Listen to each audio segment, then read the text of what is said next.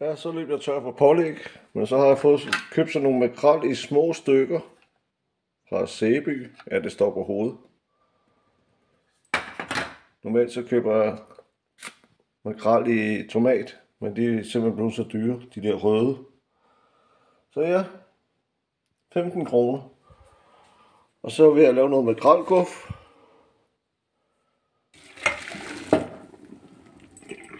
Og ja, og lige nogle, jeg ved ikke hvad de hedder, suppehorn, tror jeg. De skal så lige, bedst hvis de lige køles lidt ned.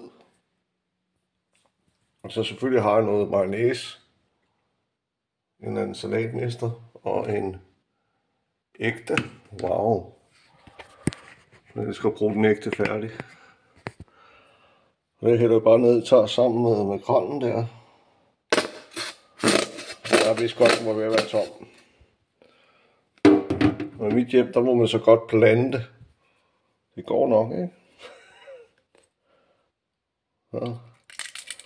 Den skal bare trykke 16 dernede i. Up til. Kommer det svære jo. Det er at mixe det. Og en ske. Og det er bare sådan efter fylden jo, og så vil jeg kan godt lide at smide lidt salt og lidt peber i.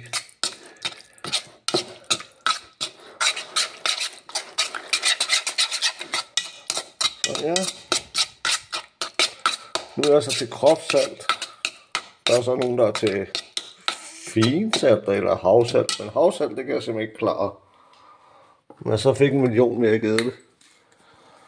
Smider vi lige lidt billig peber ned i også. Den koster 3-4 kroner. Det var sgu tider. Og så skal vi have noget, hvad hedder det, køkkensalt med jord. Det er så groft salt. Smider bare, ja. Nu er det ikke, hvad hedder det, Masterchef, altså. Jeg vil også godt leve i morgen. Så blander vi lige også det lidt sammen. Det er sådan en pisse svær opskrift. Og så, altså, er det næsten kølet ned. Og det er det faktisk. Ja, ups. Smider bare lidt den ned i. Jeg skal have resten, altså jeg skal have det hele. Det skal der ikke spares på, de der suppehorn der. Bare ned i, men de må godt være bløde. Jeg har heldigvis lige renset mit bord, så det er helt rent. Ja, og jeg har ikke taget handsker på i dag. Det er i dagens anledning, du ved. Tænk engang, hvis man skulle stå derhjemme i privat med gummihandsker på. Så har man sgu nok sagt farvel til livet. Så ja, så er der lige sidste op, fordi jeg har lige lavet måske en anelse på lidt suppehorn, men det er også smag og behag. Det mixer man så også sammen. Nu har jeg så en gammel rostig skål. Jeg kan ikke huske, det hedder også noget andet, men det er rostigt, der lavede den oprindeligt fra Ballerup. Og det er bare, ja, det smager bare godt.